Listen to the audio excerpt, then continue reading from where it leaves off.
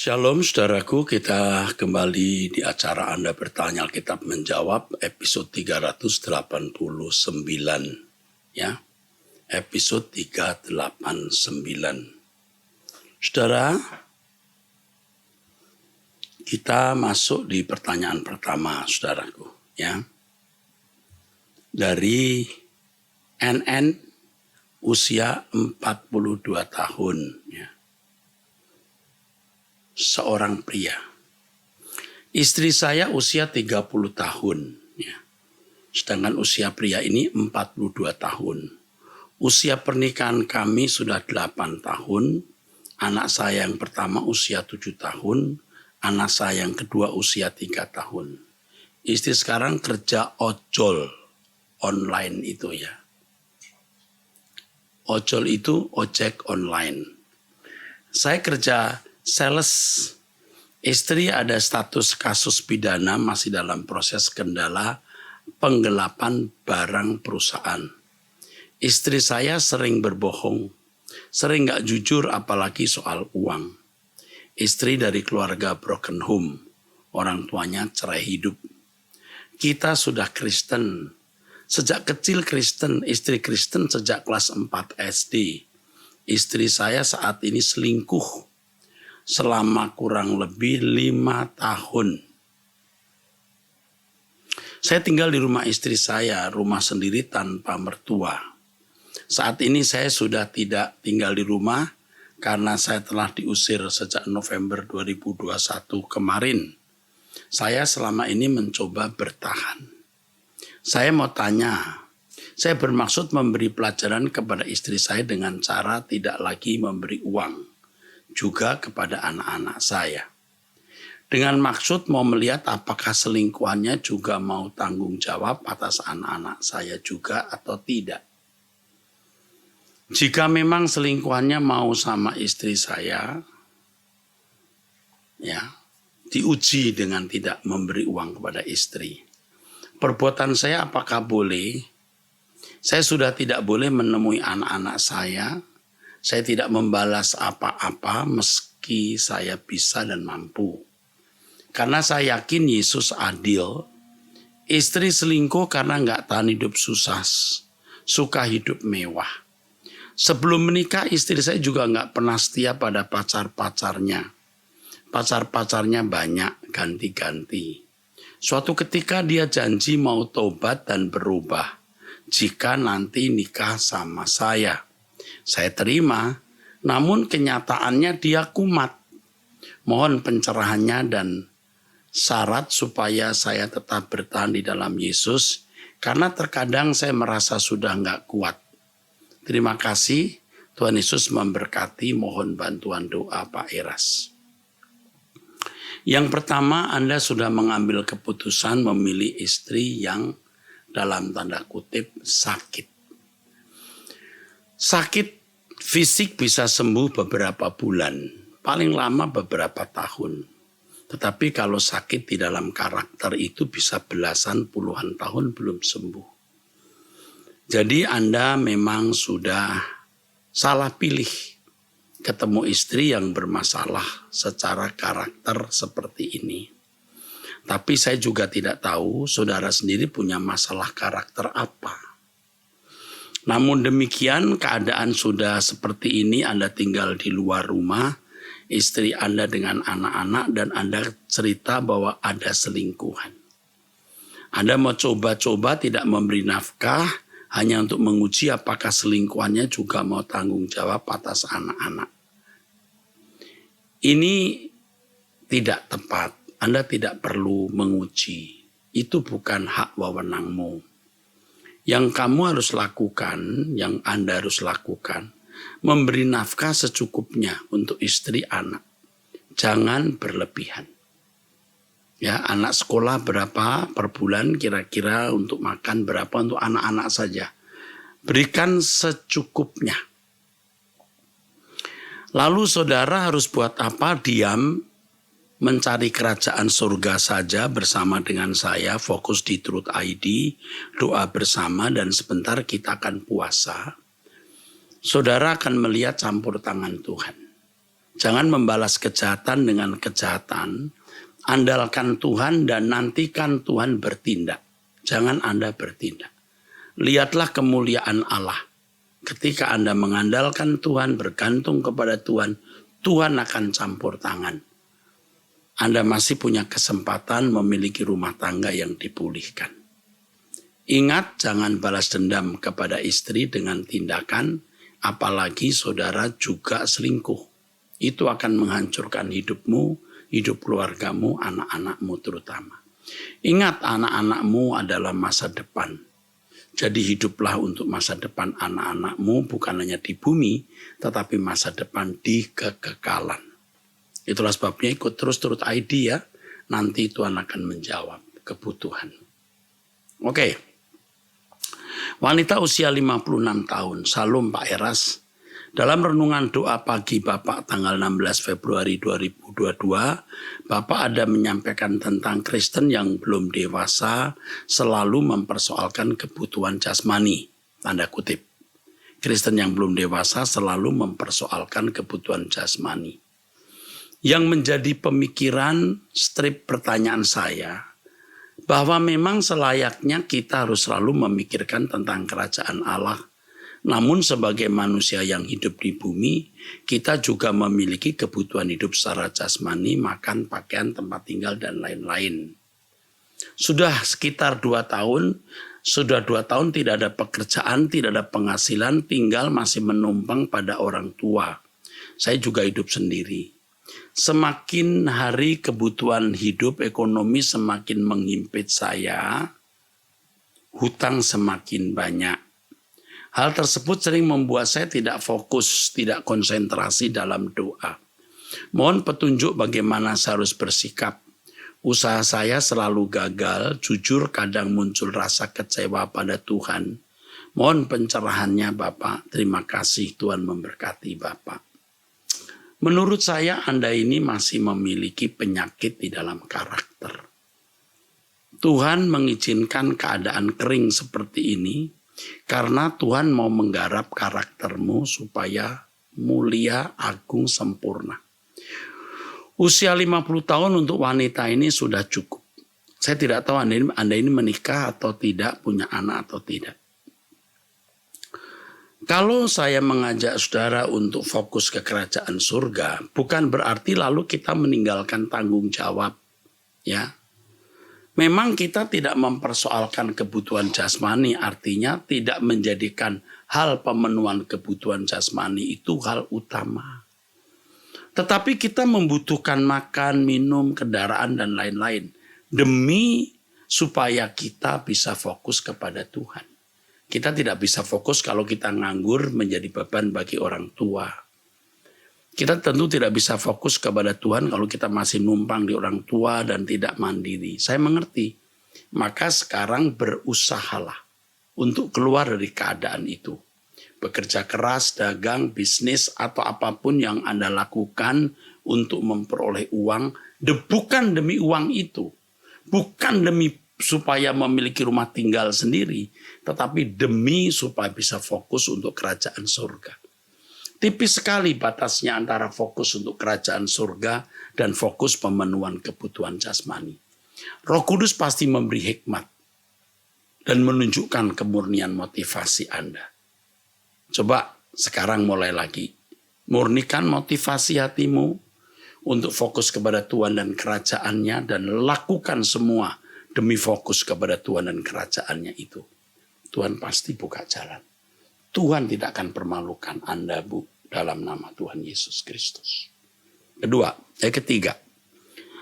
Perempuan usia 52 tahun, menikah 18 tahun, tidak ada anak. Di Jakarta. Salam Pak, saya cuma mau tanya karena saya sering sekali mendengarkan di ABA masalah ini. Di awal pernikahan mereka menyetujui dengan adanya perbedaan agama, penghasilan, jarak, strip tempat yang berpisah.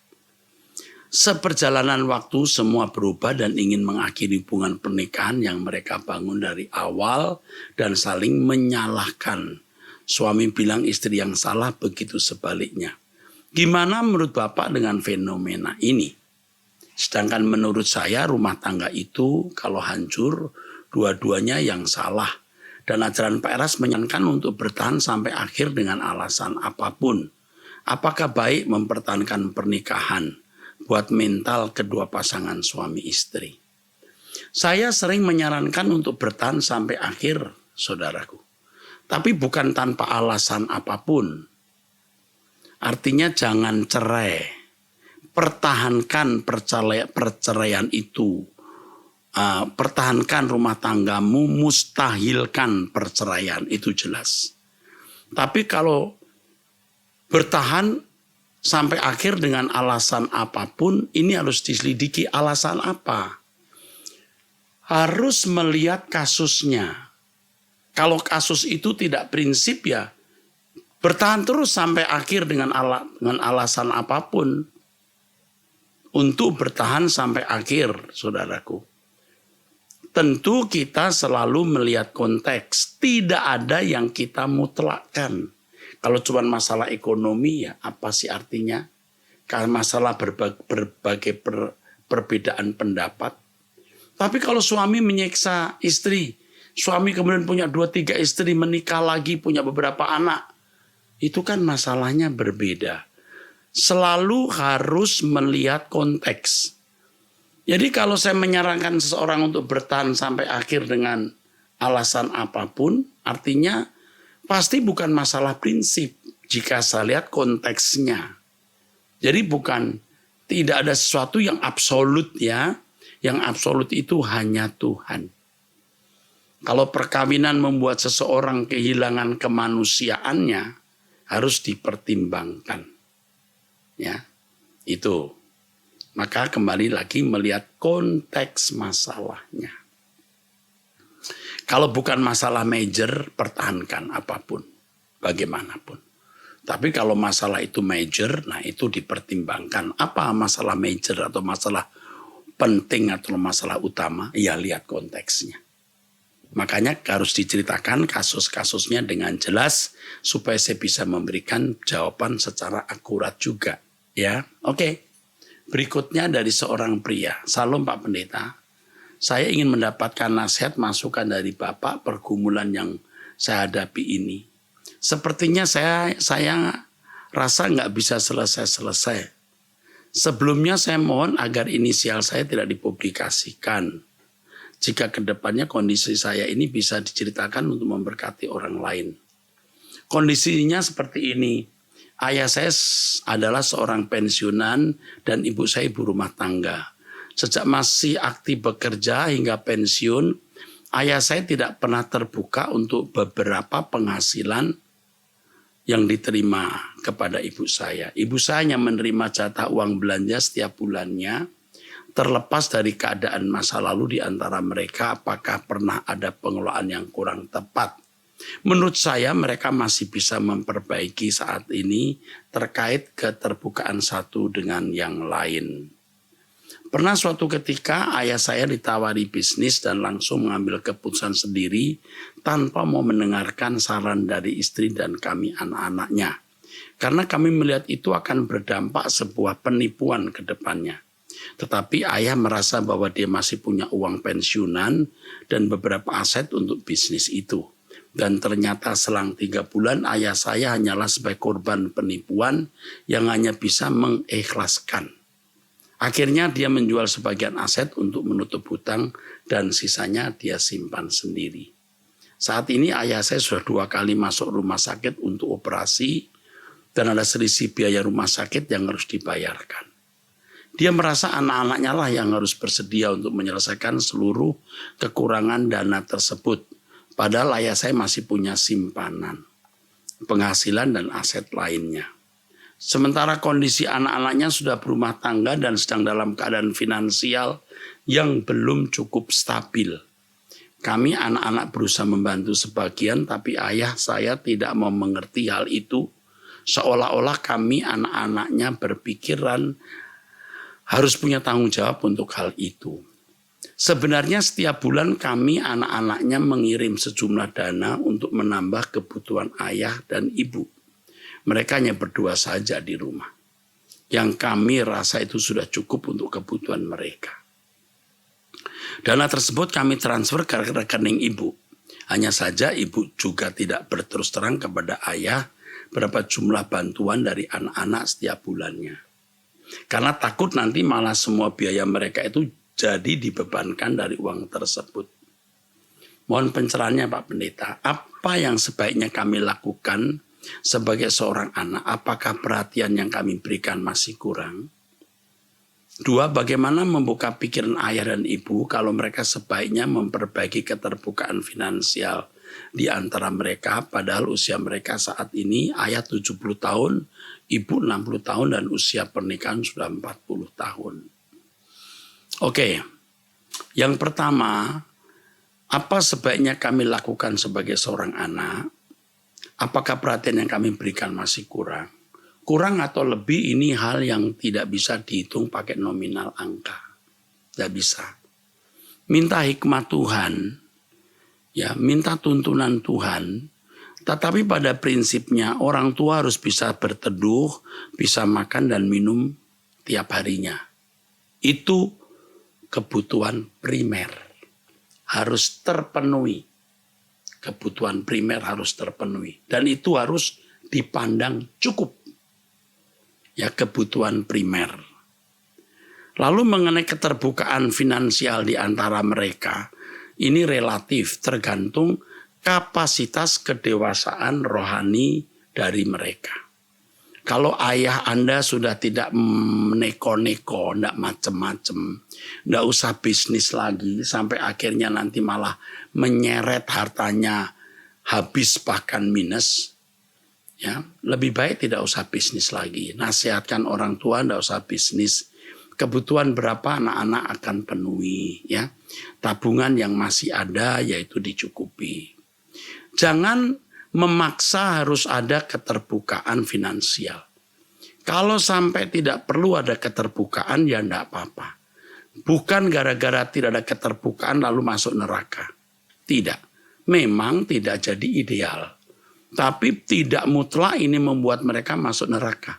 Tapi rumah tangga jadi memang kurang ideal. Percayalah pada suatu hari nanti ayah akan sadar bahwa dia harus terbuka terhadap istri yang setia. Saya melihat ibu akan lebih bisa dipercaya daripada ayahmu. Ibu sudah lama bertahun-tahun hanya menerima uang yang diberikan oleh suami, uang belanja, dan itu bisa dikelola dengan baik. Nyatanya semua kalian jadi dewasa dan bisa berumah tangga. Ini bukti ibumu bijaksana dan ayahmu baik. Tapi ayahmu tidak sempurna. Ya, nasihatkan ayahmu tidak bisnis lagi supaya ayahmu tidak terjebak dalam kesulitan keuangan, ya. Sebaiknya tidak, ya. Saya tidak mengatakan mutlak harus berhenti bisnis. Tetapi kalau saya lihat kemungkinan seperti ini, rasanya harus saya katakan tidak usah bisnis. Yang penting punya tempat berteduh, makan minum ada, itu kebutuhan primer terpenuhi. Sudah tua, lalu diarahkan ke langit baru, bumi baru saja. Ya, apabila ada hutang yang dipikul orang tuamu yang belum diselesaikan, kamu keluarga semua harus mau memikul, biar orang tuamu bisa meninggal dengan senyum. Ya. Tapi masih punya aset, oh iya. Tapi ayahmu tidak mau menjual aset, mau kata apa? Kalau anak-anak bisa pikul bersama.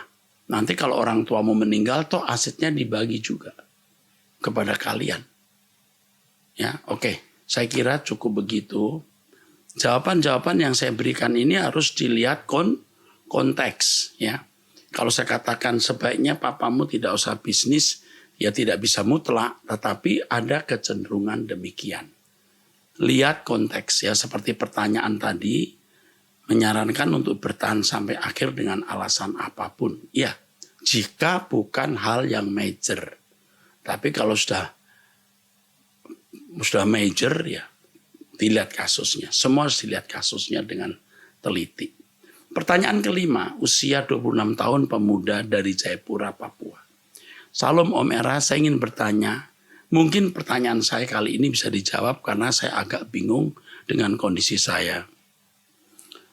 Saya pernah punya hubungan dengan seorang wanita dan mempunyai anak satu, namun kami telah berpisah dan saya bekerja di salah satu perusahaan lokal di bagian penerangan. Dan sekarang saya hidup sendiri bersama orang tua saya dan adik-adik saya. Biasanya tiap bulan saya memberikan bagian anak saya kepada perempuan ini Karena saya tahu ini menjadi tanggung jawab saya sebagai orang tua walaupun sudah berpisah. Namun apa yang saya beri selalu dikatakan tidak cukup dan kadang saya dilarang untuk tidak bertemu dengan anaknya sebab menurut wanita ini apa yang saya beri masih kurang Sedangkan di sisi lain saya harus menafkahi orang tua saya karena bapak saya sudah meninggal dan tinggal mama saya serta adik saya 2 orang, yang satu kuliah di luar Papua dan yang satu masih di bangku sekolah dasar dan terkadang saya juga harus memberi untuk adik saya yang kuliah Walaupun adik saya mendapat beasiswa namun kadang terlambat sehingga saya harus membantunya juga. Kira-kira apakah yang harus saya lakukan? Ya, apakah yang saya lakukan ini salah sebab wanita ini terus menekan saya jika tidak saya berikan uang lebih maka saya tidak bisa bertemu anak saya. Saya bingung mau kasih lebih ke wanita ini, namun ada kebutuhan yang harus saya penuhi juga Mungkin pertanyaan saya kali ini bisa berkenan untuk dijawab Tuhan sumber segala berkat memberkati Eras beserta keluarga. Yang pertama saya tidak tahu anakmu ini tinggal di mana, sudah kelas berapa. Sebab ini menyangkut jumlah uang yang harus kamu berikan. Kamu bisa menghitung kalau dia di kota Merauke misalnya, beda dengan kalau dia tinggal di Jakarta. Beda lagi kalau tinggal di Wonogiri, di kampung Jawa Tengah sana. Tetapi pasti ada kira-kira plafon. Uang sekolah sekian ribu, untuk makannya sekian, itu yang bisa kamu berikan. Ya, harus kamu berikan kebutuhan yang primer. Sandang, pangan. Ya, kalau papan mungkin belum mampu, dia mungkin masih tinggal dengan keluarganya. Ya. Jadi beri kebutuhan primer. Yang kedua, kamu tidak boleh takut tidak melihat anak. Ini yang membuat kamu disandera. Kamu harus rela tidak melihat anak, tapi tetap bertanggung jawab membesarkan anak itu. Suatu kali kamu akan bisa hidup bersama anak ini. Percayalah, tidak ada yang mustahil bagi Tuhan. Kamu ikut Eras, dengarkan firman Tuhan ya nak. Ya. Anak kamu ini mungkin sekitar 2 tahunan ya. 2 tahun, 3 tahun paling segitu. Kamu ikut Eras saja, dengarkan firman, berkemas-kemas ke surga, jangan mikir nikah dulu. Saya tidak lihat kamu sudah menikah lagi. Ya. Jangan kamu terikat dengan anak itu, lepaskan. Tidak bisa ketemu sekarang, tidak apa-apa. Nanti masih bisa ketemu. Supaya kamu tidak disandera. Berikan kebutuhan yang cukup untuk anak. Yang keempat, bisa nggak kamu kumpul lagi dengan wanita ini? Menikah. Kalau bisa kamu menikah saja dengan wanita ini. Yang minta petunjuk Tuhan bagaimana bisa menikah dengan wanita ini.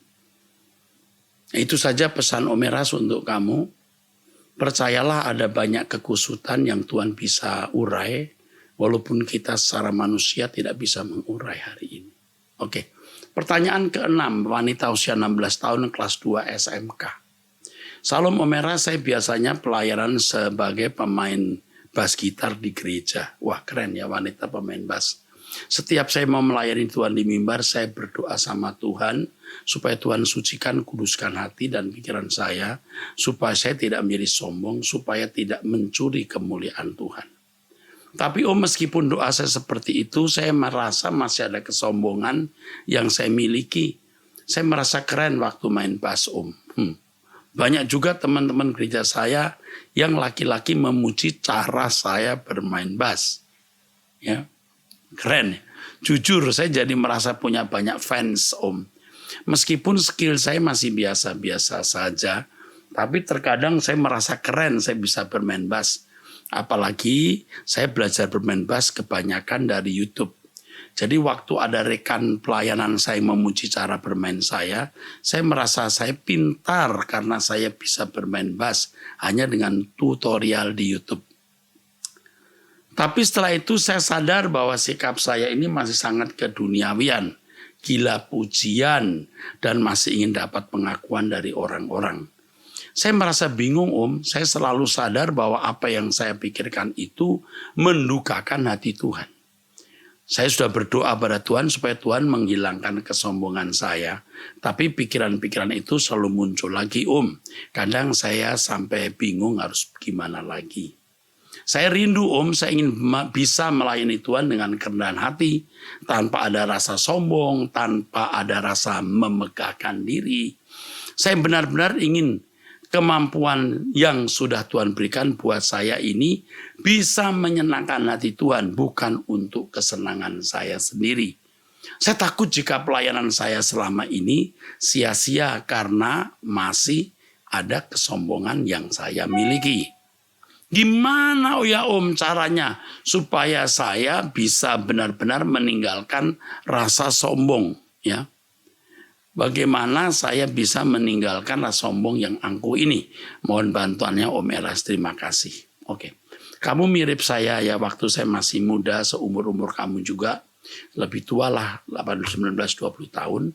Waktu itu jarang orang bisa main piano. Saya sudah bisa main piano. Jadi kalau di gereja itu dulu mimbar, saya di samping mimbar, saya bisa lihat jemaat jalan saya miring begini. Aduh, kalau saya main piano, saya bangga sekali. Ya, atau saya main organ yang kakinya bassnya di bawah, deng, deng, deng, deng. Wah, kita lihat cewek cantik. Keren ya, Erastus keren sambil main. Itu sombong. Saya sadar itu sombong. Saya sering kali mikir, aduh Tuhan, kok aku sombong ya? Ampuni saya Tuhan. Tapi besoknya saya main, saya sombong lagi. Pusing ini. Kenapa jadi sombong terus, sudah tahu salah sombong? Tahu nggak caranya supaya kita nggak sombong? Belajar tidak sombong dalam segala hal setiap hari. Bukan hanya pada waktu main piano. Soal yang lain pun jangan disombongkan. Soal nilai sekolah, soal penampilan, soal hal lain. Harus belajar mengalah, belajar rendah hati, dalam segala hal. Baru nanti di panggung, di mimbar, baru tidak sombong. Nah kalau hanya fokusnya tidak sombong soal main bass, yang lain sombong, tetap akan jadi sombong. Jadi setelah main bass, turun dari mimbar, dari panggung, maksud saya turun dari platform, Anda harus belajar untuk rendah hati dalam segala hal. Dalam segala hal. Ketika belajar rendah hati dalam segala hal, nanti dalam segala hal juga bisa rendah hati juga soal main bass. Kamu keren main bass ya, pasti perempuan main bass jarang. Saya senang mendengar tulisan kamu, ya karena kamu orang lagi digarap Tuhan. Kalau kamu tergerak sekolah teologi, sekolah PAK, sekolah teologia, kamu sekolah di STT Ekumene. Kamu daftar. Kalau kamu tidak punya biaya, nanti Om Eras yang membiayai kamu. Kamu boleh masuk STTE dan nama kamu nanti ini akan dihubungi orang saya. Kamu boleh masuk STTE, lalu saya janjikan, saya beliin laptop. Ya, kamu kasih tahu, saya pemain bass itu loh Bu, yang Pak Eras pernah janji membiayai saya sekolah dan mau beliin laptop. Kamu saya beliin laptop. Ya, pokoknya nggak ada orang ngarang-ngarang. Saya yang dijanjiin Pak Eras dibeliin laptop. Saya suruh main bass dulu dia. Sampai jumpa, Tuhan memberkati saudara-saudara.